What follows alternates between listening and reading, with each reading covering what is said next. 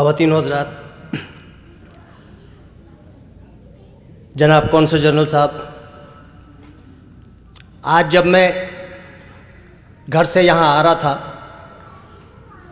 تو میری بیوی مجھ سے کہنے لگیں کہ آپ صرف مذاق لکھ کے کیا کریں، آپ زبانی جب مذاق کرتے ہیں تو تھوڑے سے گھٹیا ہو جاتے ہیں۔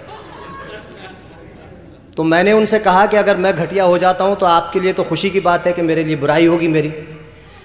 کہنے لگیں وہ تو ٹھیک ہے کہ میرے لیے خوشی کی بات ہے، لیکن میں یہ نہیں چاہتی کہ پورے ٹورانٹو کو پتہ چل جائے کہ تم کتنے گھٹیا آدمی ہو۔ ایک معروف کالم نگار ہیں عطاء اللہ قاسمی، وہ اپنے کالم میں لکھتے ہیں کہ ایک بار ایک ماہر نفسیات کے پاس ایک آدمی آیا اور اس نے کہا کہ ڈاکٹر صاحب میں شدید قسم کے احساس کمتری میں مبتلا ہوں، میرا علاج کیجیے۔ ڈاکٹر صاحب نے ان کا تفصیلی معائنہ کیا، مختلف ٹیسٹ کروائے اور اس کے بعد کہا کہ میں تمہارے تمام رپورٹیں دیکھنے کے بعد اس نتیجے پہ پہنچا ہوں کہ تم احساس کمتری میں مبتلا نہیں ہو بلکہ تم واقعی ایک گھٹیا آدمی ہو۔ تو بہرحال میں کوشش کروں گا کہ اب جو باتیں کروں، کیونکہ یہ تقریب دو حوالے سے ہے، ایک تو کونسل جنرل کا استقبال ہے اور دوسرا رمضان ہے، تو میں تقریر اپنی اس طرح شروع کرنا چاہتا ہوں کہ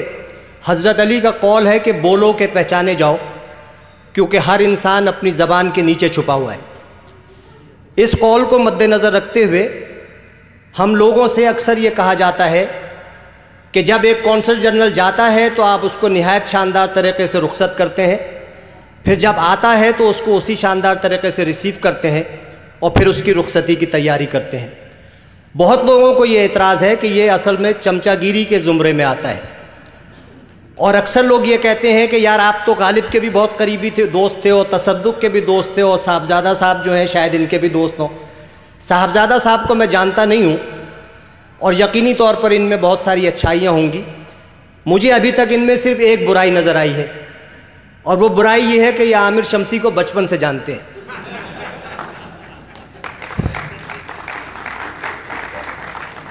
تو میں کمیونٹی کی طرف سے یہ وضاحت کرنا چاہتا ہوں کہ دراصل حکومت اور ریاست میں فرق ہوتا ہے، حکومت کے نمائندوں میں اور ریاست کے نمائندوں میں فرق ہوتا ہے۔ حکومت آنے اور جانے والی چیز ہوتی ہے اور ریاست قائم رہنے والی چیز ہوتی ہے۔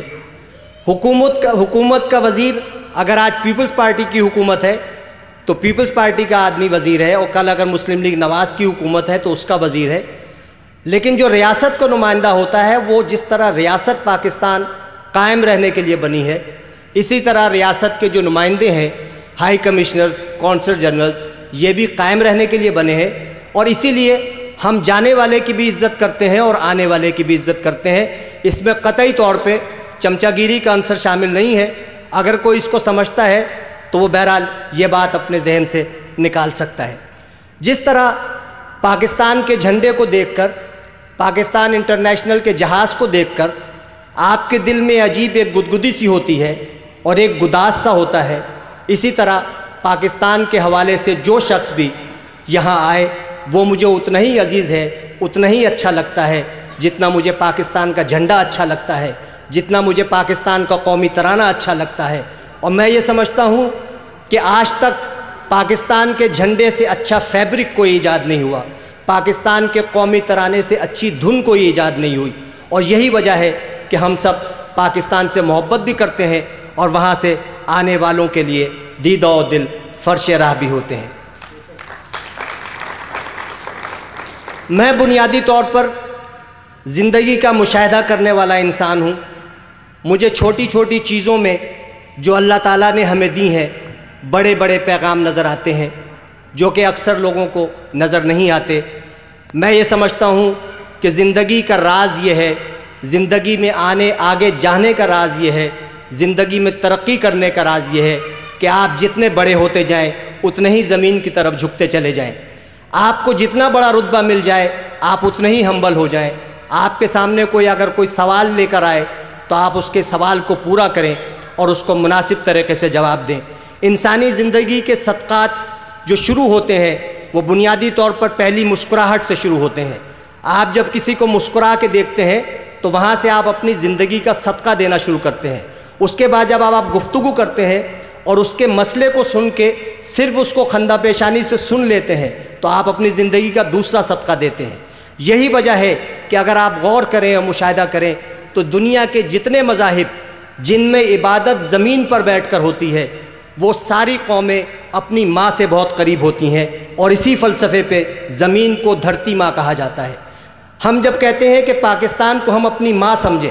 جیسے کہ کونسل جنرل نے ابھی حویلی ریسٹورنٹ میں کہا کہ پاکستان کو ایک ماں سمجھیے اور ایک بیمار ماں سمجھیے جس کا کہ آپ علاج کرنا چاہتے ہیں، جس کے لیے آپ اپنی جان دینا چاہتے ہیں، اور جس کے لیے آپ چاہتے ہیں کہ وہ اٹھ کے کھڑی ہو جائے۔ اس سے اچھی تو کوئی بات ہو ہی نہیں سکتی کہ ہماری ماں، ہمارا وطن، ہماری زمین اپنے پیروں پر کھڑے ہو جائے۔ ہم یہ کب کہتے ہیں کہ اپنے وطن کو ہم اپنی ماں نہیں سمجھتے؟ ہم بالکل اپنے وطن کو ماں سمجھتے ہیں، ہم اس کے لیے جان دینے کو بھی تیار ہیں۔ ہمیں اس ڈاکٹر سے بھی شکایت نہیں ہے جو ہمارے ماں کا علاج کر رہا ہے، ہمیں ان دواؤں سے بھی شکایت نہیں ہے جو ماں کا علاج کر رہی ہے، جو ماں کو دی جا رہی ہیں۔ ہمارا دل جس چیز پہ دکھتا ہے وہ یہ ہے کہ ہم ڈاکٹر پہ شک نہیں کرتے، دوا پہ شک نہیں کرتے، ہم اس اٹینڈنٹ پہ شک کرتے ہیں جو ہماری ماں کو اٹینڈ کر رہا ہے۔ اور اگر ہم اپنے اٹینڈنٹ پہ شک کریں گے تو نہ تو دوا وہ کام کرے گی، نہ وہ ڈاکٹر وہ کام کرے گا۔ تو ہمیں ضرورت اس بات کی ہے کہ ہم اپنی ماں کا خیال رکھیں، اپنے وطن کا خیال رکھیں، اور اس کے لیے ایسے اٹینڈنٹ کا انتظام کریں کہ ہم اگر وہاں موجود نہیں بھی ہیں تو اس کے باوجود ہماری ماں شفا یاب ہوتی رہے۔ انسان اکثر اوقات یہ سوچتا ہے کہ میں بہت بڑا ہو گیا، میں سفیر بن گیا، میں وزیر بن گیا، میں صدر بن گیا، اور وہ اپنے آپ کو ایک ایسے خول میں ڈھال لیتا ہے، ایک ایسے فلسفے کی طرف نکل جاتا ہے جہاں وہ سمجھتا ہے کہ میں اب بہت بڑا ہو چکا ہوں، سب سے بڑا ہو چکا ہوں۔ اگر آپ مشاہدہ کریں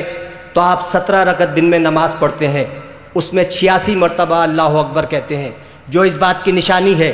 کہ صرف اللہ کی ذات بڑی ہے۔ اور یہ بات اللہ سے آپ کو کہلوانے کی ضرورت نہیں ہے کہ اللہ بڑا ہے۔ دراصل اللہ آپ کو یہ پیغام دینا چاہتا ہے کہ جب آپ دن میں 86 بار یہ کہتے ہیں کہ اللہ بڑا ہے تو آپ کو یہ اندازہ ہونا چاہیے کہ آپ بڑے نہیں ہیں۔ اللہ کو یہ کہلوانے کی ضرورت نہیں ہے کہ وہ بڑا ہے، وہ آپ کو یہ بتا رہا ہے کہ آپ بڑے نہیں ہیں۔ اور جس دن ہمارے دل میں، جس دن ہمیں یہ یقین ہو جائے گا کہ صرف بڑی ذات اللہ تعالیٰ کی ہے، برکت والی ذات اللہ تعالیٰ کی ہے، وہ کہتا ہے تو ہوا چلتی ہے، وہ کہتا ہے تو گندم اگتا ہے، وہ کہتا ہے تو بارش ہوتی ہے، تو وہی دن ہوگا جس دن ہر پاکستانی، ہر مسلمان اور ہر انسان اپنی ترقی کی جانب بڑھتا چلا جائے گا۔ قاری صاحب نے قصیدہ بردہ شریف پڑھا، بدر صاحب نے بھی کہا کہ کائنات میں اللہ تعالیٰ کے بعد حضور کی بات ہوتی ہے۔ آپ لوگ ذرا سا غور تو کریں کہ جب کوئی جرنل،